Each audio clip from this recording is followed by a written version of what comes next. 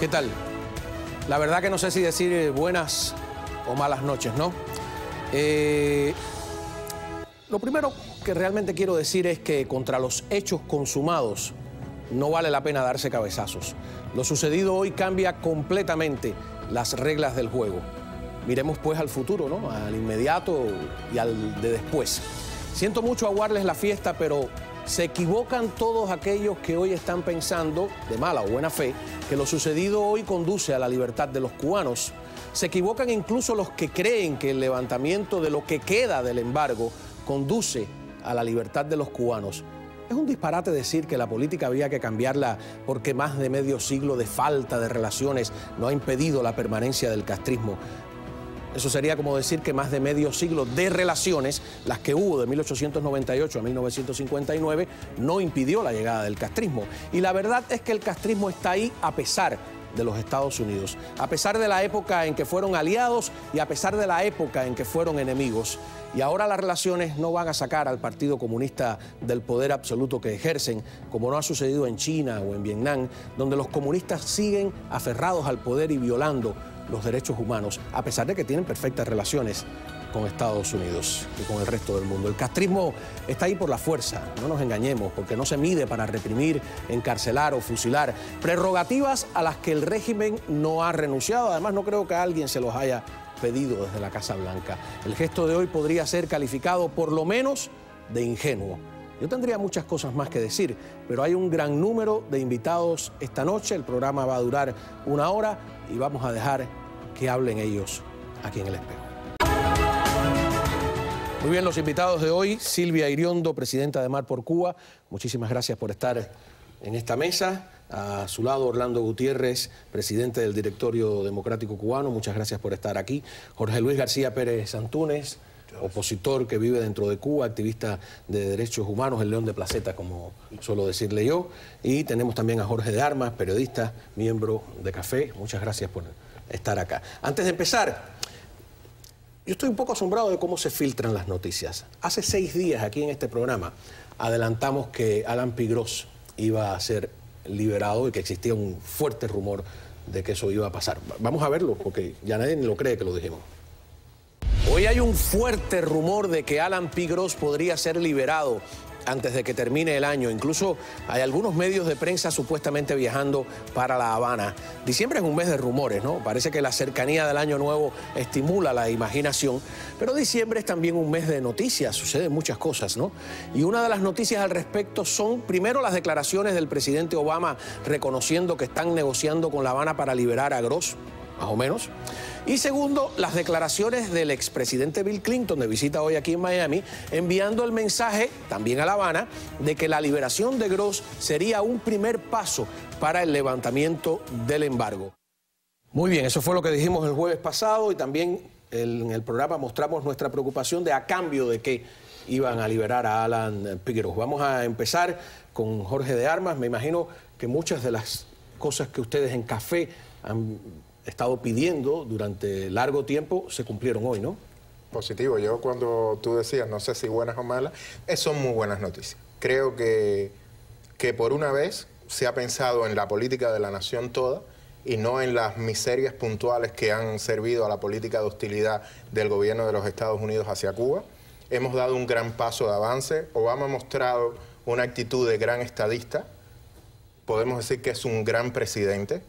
Podemos incluso admitir que se ha dado un primer paso para una normalización y para un encaje de Cuba en el contexto no solo de América Latina, donde ya lo tiene, sino en el conjunto de toda América. Antonio, tú que vives dentro de Cuba, ¿para ti son buenas o malas noticias?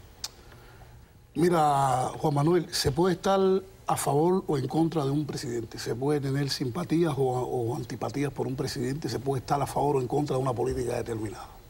Pero las cosas que es mala por su nombre. Lo que ha sucedido hoy aquí ha sido una traición cobarde, desleal del presidente de esta nación, que ha traicionado los anhelos democráticos de un pueblo, de una nación que lleva años luchando. Yo creo que cuando vemos ese grotesco espectáculo de esas señoras con todo su derecho abrazando a sus hijos de alegría cuando salen de la prisión, yo creo que eso choca con las lágrimas de esas también madres, mujeres, esposas de los pulverizados hermanos a rescate por los cazas castristas. Yo creo que lo que ha sucedido hoy ha sido una felonía muy fuerte. Y yo, como miembro de la resistencia interna, que regreso a Cuba muy pronto para continuar ahora luchando más que antes, yo creo que el mensaje que le manda esto que ha sucedido hoy es que Obama se ha aliado al régimen castrista. Es decir, a partir de ahora creo, y lo digo con toda responsabilidad, que cualquier represión que ocurre en Cuba, cualquier encarcelamiento que ocurre en Cuba, cualquier crimen selectivo que ocurre en Cuba, ya el responsable no solo es el régimen castrista, sino el presidente que él le celebra lo que haya hecho. Yo creo que nosotros, los miembros de la resistencia cubana, con todo esto que ha pasado, no tenemos otra cosa que redoblar nuestra lucha, redoblar nuestros esfuerzos. Con Obama o sin Obama, nosotros vamos a traer la libertad de Cuba, y esto nos enseña que la situación de Cuba debe y tiene que resolverse entre Cuba. Ok, antes de pasar con Silvia Iriondo, que estaba ese día del derribo de las avionetas, precisamente en una de ellas, ¿tienes algo o sea, es un criterio totalmente distinto, él que vive dentro de Cuba?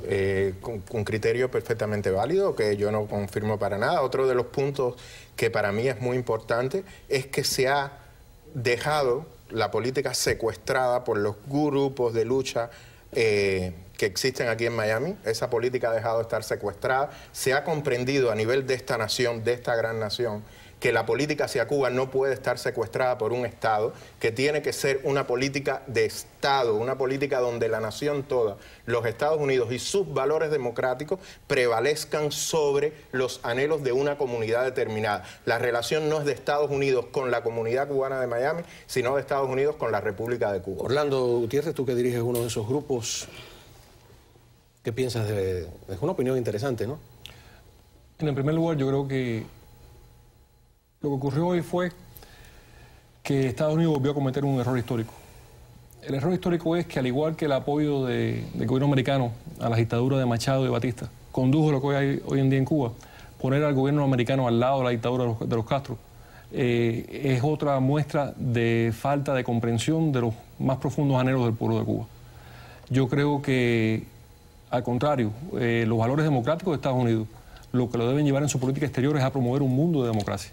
Y están reconociendo y están abriendo las puertas parcialmente económicas a una dictadura que no solamente oprime salvajemente a su propio pueblo, sino a un régimen que ha esparcido por toda la América Latina ese mismo tipo de extremismo y esa misma tipo de conspiración en contra de la democracia.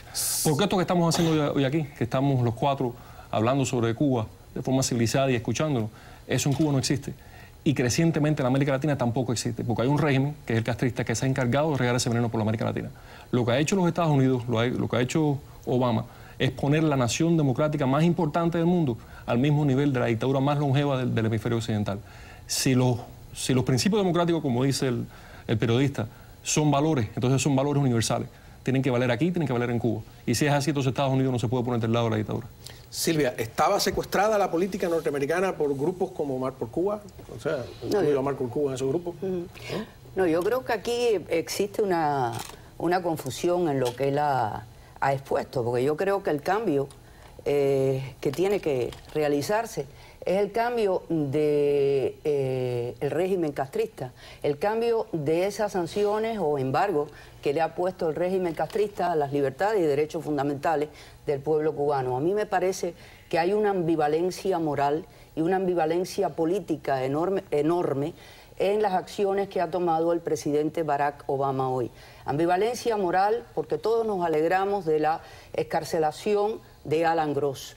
Nos alegramos que esté en casa, que esté en familia, un hombre inocente que jamás debió haber sido encarcelado y que prueba de la naturaleza del régimen es precisamente que fue encarcelado y que ha cumplido 5 años de prisión.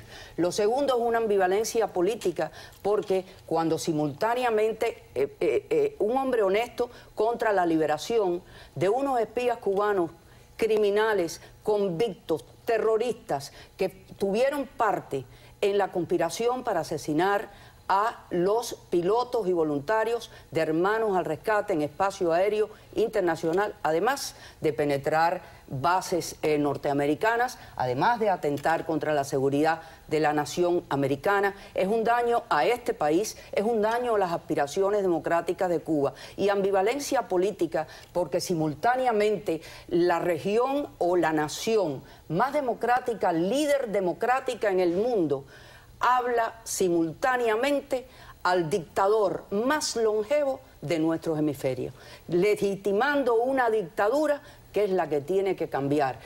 La política norteamericana... Exacto. Un traspaso de poder de carácter familiar. Vamos a no confundirlo.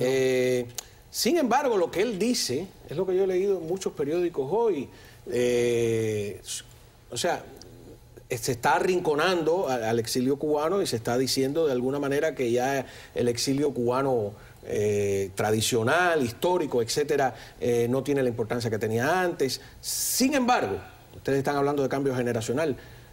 Las elecciones, yo sigo diciendo, Obama tomó estas medidas en contra de la voluntad popular de Miami, donde se votó por los congresistas que no están a favor de ese cambio. Y aprovechando que el Congreso estaba en receso. Perdón, pero eso no tiene nada que ver. Las votaciones son votaciones al Congreso con un Congreso activo. Realmente eso es una falacia acá. ¿Por qué? O sea, porque usted dice, hemos quitado a Joe García, no hemos votado por Joe García, lo cual es cierto. Joe García jamás ha apoyado el levantamiento del embargo. Jamás. Joe García es un opositor del embargo. Aquí nunca ha salido electo un congresista que apoye el levantamiento del embargo, la relación con Cuba. Lo único cierto, y eso lo voy a defender, es que ha sido un gesto en el cual se ha puesto los intereses de la nación sobre los intereses de un grupo particular. En este caso, ¿cuál es el grupo particular? Los grupos particulares son los grupos exiliados en Miami. ¿No forman parte de la nación? Forman parte de la nación en la medida en que pertenecen a ella, pero no en la medida en que promueven un cambio de régimen hacia la isla. Eso es lo principal. También hay que señalar que en este caso hay mucha gente preocupada en Miami porque se le acabó el modo de vida. Ya no van a recibir dinero del Estado, ya no van a poder vivir de ese cuento. No es ofensivo. ¿De qué cuento vives? Yo de ninguno. Qué cuento vives? Yo vivo de mi trabajo. ¿No es ofensivo decir eso? No, para nada, para nada. Es ofensivo que el gobierno de los Estados Unidos de América Perdón, no apunte eso. Pero es ofensivo. Está diciendo el modo de vida. Es que eso es lo mismo que dice Cuba, que todos somos mercenarios, que todos vivimos... No te permito, Cabo, que me pongas a mí al lado del gobierno de Cuba. Para nada. Yo no soy vocero del gobierno de Cuba. Lo que digo es que hay la botadera de dinero de los taxpayers se acabó. Y hay mucha gente preocupada porque se le acabó el ingreso. Nunca he visto un discurso tan parecido. ¿Vives aquí en Estados Unidos? Vivo aquí en los Estados Unidos. Nunca he visto un discurso, con todo el respeto que tú mereces, tan cercano a la mesa redonda de Cuba.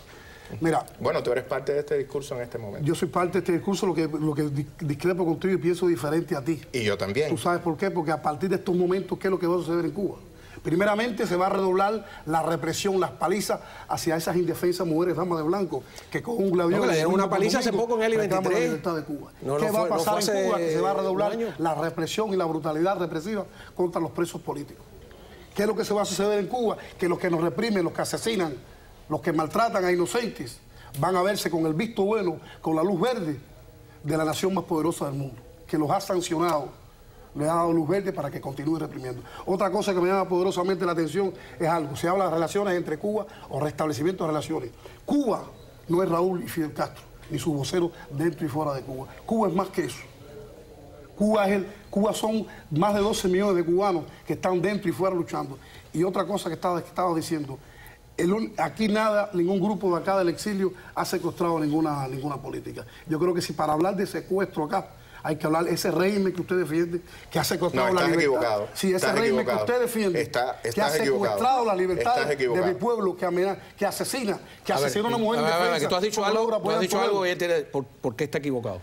Porque yo no represento a ningún régimen y a ningún gobierno. O sea, represento una organización que busca que las mejorías entre los gobiernos de Estados Unidos y Cuba mejoren, valga la redundancia, y que haya un entendimiento entre la nación toda. En Cuba no hay gobierno, que viven, no me interrumpas. No me interrumpas. Y que haya un entendimiento entre los elementos de la nación cubana, los que viven en la isla y los que vivimos fuera. Yo creo que es verdad. Yo creo que hay gente que de manera honesta piensa que esto que ha sucedido ahora lleva al restablecimiento de la democracia. Me imagino que es de lo que estamos hablando, ¿no? Yo dudo mucho de eso, te soy sincero. Me imagino que Orlando, por ejemplo, también tenga dudas por las declaraciones que le he escuchado decir. No, a mí me interesa debatir ideas. Yo creo que hay dos cosas que tú dices que son muy similares a las que dice el régimen. Una es, la premisa tuya es que los intereses de Estados Unidos están divorciados de sus valores. Yo no estoy de acuerdo con eso. Los intereses de Estados Unidos deben ser sus valores. Si la democracia es un valor en Estados Unidos, la promoción de la democracia es su interés. Separar un interés comercial de un valor es erosionar la base de este país. Segundo, que los que discrepamos de ti de alguna manera estamos equivocados porque personalmente somos inmorales. Es decir, vivimos en la causa de Cuba, por ende defendemos esta posición. Eso es falso. Eso es falso porque las ideas que sustentamos son válidas de por sí mismas. Aunque yo fuese un inmoral y un mercenario, que no lo soy, hermano, ni conozco más nadie que esté en lo de Cuba, que sea eso. Las ideas que defiendo, que en Cuba debe haber democracia y que Estados Unidos debe buscar la democracia en Cuba, son válidas de por sí solas. Bueno, vamos a una pausa. Regresamos enseguida aquí con esta discusión. Me gusta lo que dice Orlando, que hay que debatir ideas, ¿no? En ese sentido, sí, vale la pena, antes de caer en descalificaciones, ¿no?